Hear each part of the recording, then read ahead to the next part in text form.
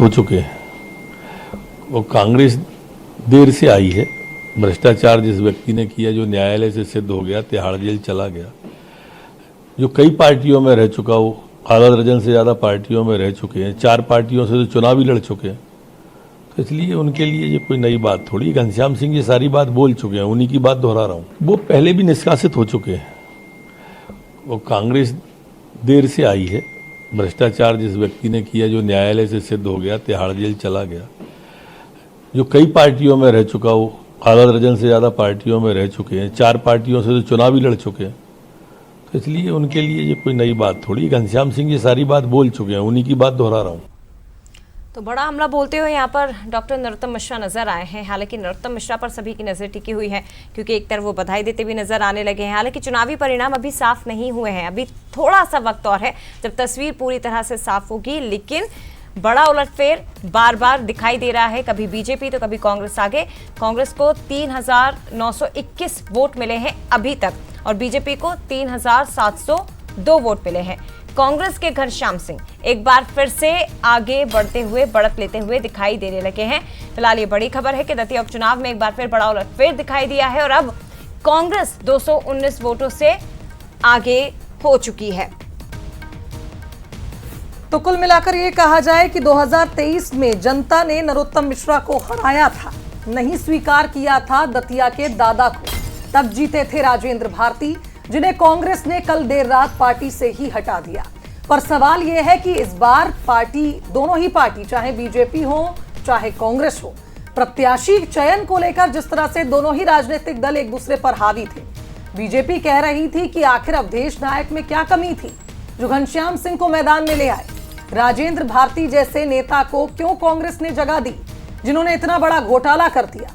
तो वहीं बीजेपी को लगातार ये कहा जा रहा था कि डॉक्टर नरोत्तम मिश्रा में क्या कमी थी जो उन्हें हटा दिया और आशुतोष तिवारी को ले आए। एक ऐसा नेता जो संगठन से तो जुड़ा है लेकिन चुनाव के मामले में कुछ नहीं जानता। तो अब देखना होगा कि इस बार का ये चुनाव, जो नैरेटिव बेस्ड चुनाव कहा जा रहा है, क्या इस बार दिलचस्प नतीजे लेकर आता है। फिलहाल लगातार आप देख सकते हैं बैक टू बैक फाइट जारी है।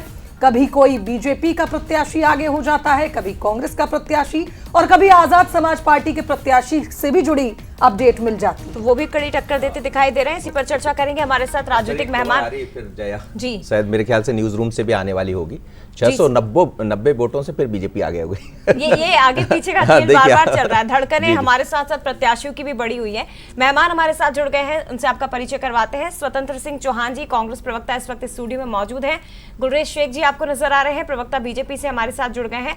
और जेपी पाराशर जी भी हमें थोड़ी देर में ज्वाइन करेंगे। आप दोनों का एक बार फिर से स्वागत है सर। और सबसे पहले स्वतंत्र जी, आपसे ही रिएक्शन। बहुत नेक टू नेक फाइट है, क्या 2023 आप दोहरा पाएंगे? मैम 2023 रिपीट होगा और 2023 में आपको याद होगा 2023 में भी जब दतिया का इलेक्शन का परिणाम आ रहा था तो इनिशियल ट्रेंड्स बहुत नेक टू नेक थे। इवन नरोत्तम मिश्रा जी यानी बीजेपी उस वक्त थोड़ा आगे चल रही थी, लेकिन परिणाम आते आते काफी देर शाम हो चुकी थी। मनोज जी आपको भी याद होगा काफी देर शाम तक परिणाम आया था और आखिरी में हम 7.5 से करीब चुनाव जीत गए थे। मतलब आपका ये कहना कि आखिरी तक हमें बैठना पड़ेगा, आखिरी में आप लोग जीत जाएंगे। ये मैम लोकतंत्र है, जनता ऐसा ही परिणाम देती है। और ये तो बाईपोल है मैम। बाईपोल में आपको पता होता है द सत्ताधारी दल जो होता है वो हमेशा एक थोड़ा सा एज लेकर आगे चलता है। लेकिन ये हमारी पार्टी के कार्यकर्ताओं की ये दृढ़ता थी, ये उनकी कर्तव्यनिष्ठा थी, उनकी मेहनत थी कि कितना सिनर्जी के साथ, कितने वेल निटेड तरीके से, कितने यूनाइटेड तरीके से उन्होंने ये पूरे के पूरे इलेक्शन को लड़ा कि वो आज बीजेपी को कड़ी टक्कर देते दिखाई दे रहे हैं दतिया में। मैम अमूमन अगर आप जितने भी बाईपोल इलेक्शंस को देखेंगे, मतलब ऑल अक्रॉस द कंट्री, उनके पॉलिटिकल ट्रेंड्स इतने नेक टू नेक नहीं होते। बट ये हमने 20-25 दिन में इतनी मेहनत की है, हमने पूरा का पूरा जो हमारा एक प्रकार से कार्यकर्ताओं का बेस है वो दतिया में उतार दिया था। और बीजेपी को हर प्रकार से, मतलब डे 1 से हमने नाक को चने चबवा दिए थे वहां पर।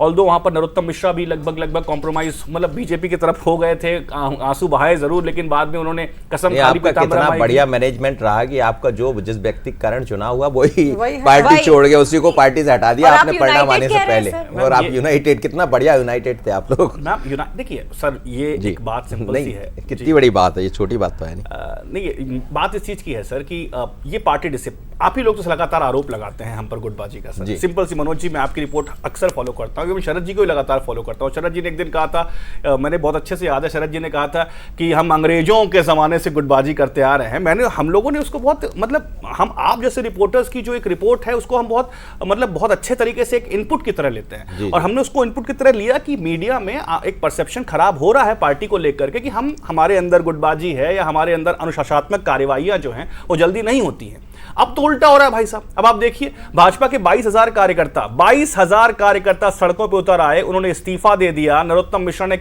और उनके कार्यकर्ताओं ने क्या उत्पात मचा दतिया में, एक पार्षद का भी इस्तीफा ले पाए ये लोग।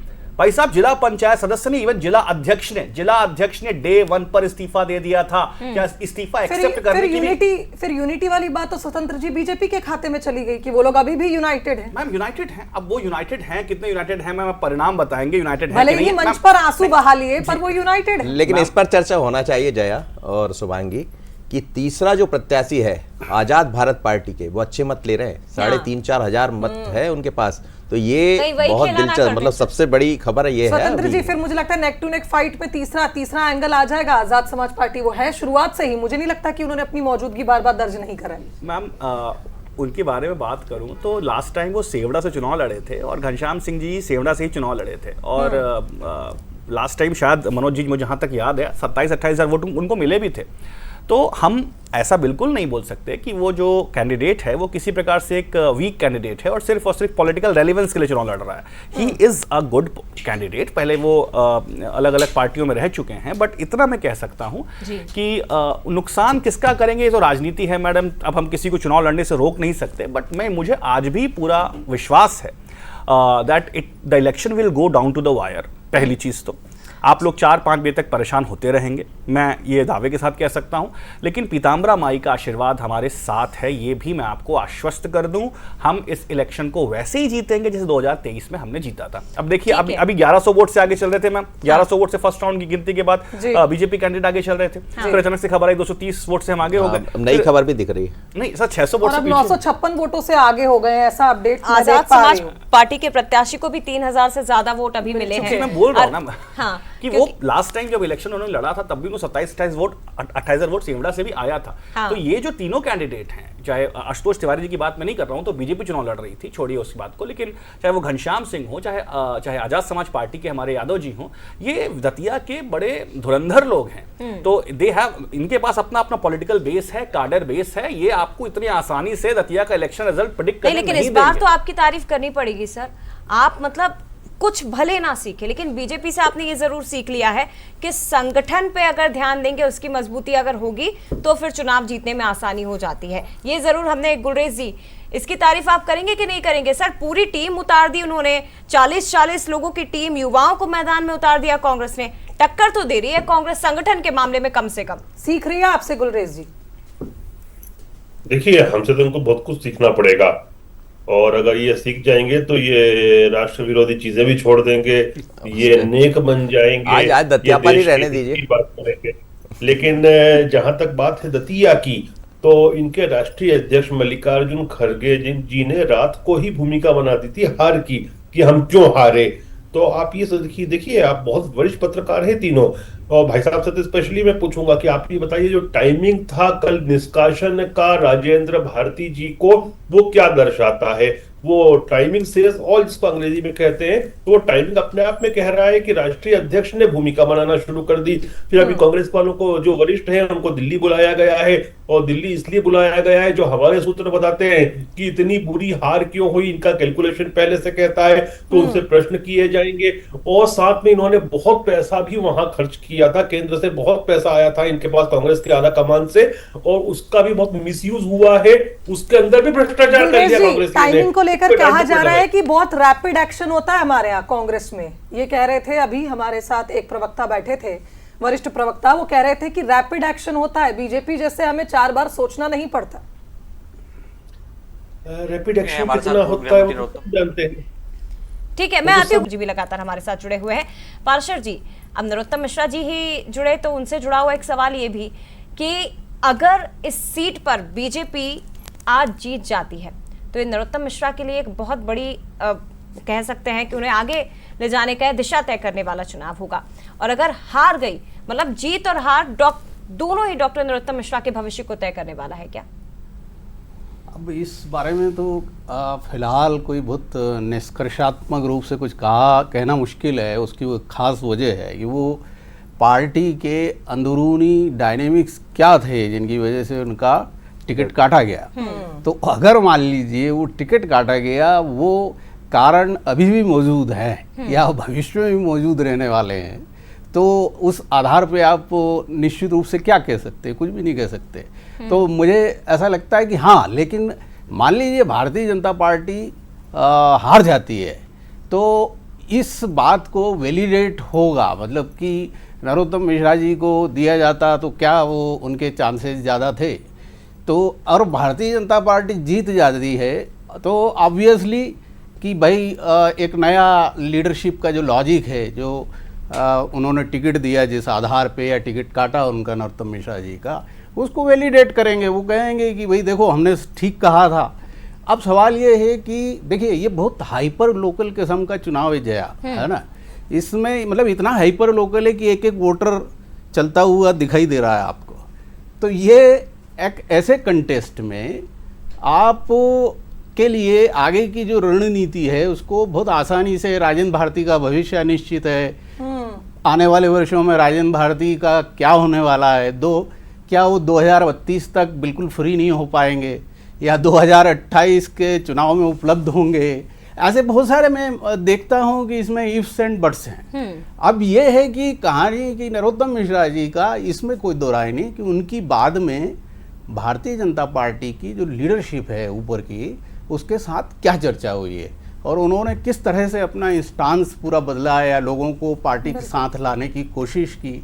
मैं जीत का जो मार्जिन है इस चुनाव की और बांकीपुर की दोनों की एक खास बात है जी। कि इनमें ये सरकारों को जरा भी प्रभावित नहीं करते, लेकिन भारतीय जनता पार्टी के बारे में एक ओपिनियन जरूर बनाते हैं और उसके बारे में ये कहते हैं कि ये इस पर ये परिवर्तन आ चुका है। यानी ये कहना गलत नहीं होगा कि ये इम्पैक्ट छोड़ेंगे, निश्चित बिल्कुल तौर पर छोड़ेंगे। नहीं, बहुत सारी बातें कहेंगे वो। बिल्कुल। और एक बात ये भी है पराशर जी कि हम जब भविष्य की बात कर रहे हैं तो फिर घनश्याम सिंह के कमबैक की बातें भी हो रही थी इस चुनाव में, और आशुतोष तिवारी जो फर्स्ट टाइम आए हैं, हम अभी चर्चा कर रहे थे तो ये बोल रहे थे कि क्या वो थालापति विजय बन जाएंगे अगर इस बार वो चुनाव जीत जाते हैं तो? नहीं, मुझे ऐसा नहीं लगता। भारतीय जनता पार्टी को पूरी बड़ी भरपूर ताकत लगानी पड़ी है इस चुनाव में। ये कोई ऐसा नहीं है, सारे प्रमुख लीडर आपको वहाँ दिखाई दिए। अगर ऐसा होता तो बड़ी आसानी से वो चुनाव जीत जाते, उनको जाना भी नहीं पड़ता। ऐसा ये कंटेस्ट जो था ये बहुत सिग्निफिकेंट है भारतीय जनता पार्टी के लिए। मैंने क्या कहा, दोनों ही चुनाव में, बांकीपुर में भी यही स्थिति है कि वो जो प्रशांत किशोर है उनके भी भविष्य के बारे में कि भाई ये प्रयोग टोटली असफल था अगर प्रशांत किशोर हार जाते हैं। ठीक इसी तरह से कि भाई अगर बीजेपी हार जाती है तो भारतीय जनता पार्टी की लीडरशिप की जो स्ट्रैटेजिक समझ है उस पर सवाल खड़ा हो जाएगा कि भाई आपने क्या किया ये। तो ये जो दोनों बातें हैं ये बहुत अहम है इस लिहाज से कि भले ही सरकारों के ऊपर कोई असर नहीं पड़े, बीजेपी के ऊपर इसका असर पड़ेगा निश्चित तौर पर सर।